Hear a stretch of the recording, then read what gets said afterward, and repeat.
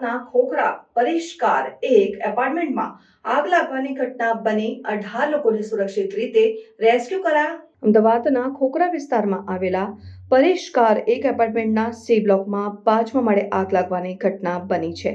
આગ લાગતા ફ્લેટના તમામ રહીશો નીચે દોડી આવ્યા હતા અને મોટી સંખ્યામાં ભીડ એકત્રિત થઈ હતી. ફાયર બ્રિગેડની ટીમને જાણ કરવામાં આવતા 7 ફાયર બ્રિગેડની ગાડીઓ અને પોલીસ ઘટના સ્થળે પહોંચી હતી. ફાયર બ્રિગેડ દ્વારા આગમાં ફસાયેલા 18 જેટલા લોકોને રેસ્ક્યુ કરીને નીચે લાવવામાં આવ્યા હતા. આગને કાબૂમાં લેવા માટે પાણીનો મારો ચલાવવામાં આવ્યો હતો. આ ઘટનામાં કોઈ જાનહાનિ થઈ હોવાની માહિતી નથી. આગ લાગવાની શક્યતાનું કારણ હજુ સ્પષ્ટ થયું નથી, પરંતુ પ્રાથમિક અનુમાન મુજબ શોર્ટ સર્કિટને કારણે આગ લાગી હોવાની શક્યતા છે.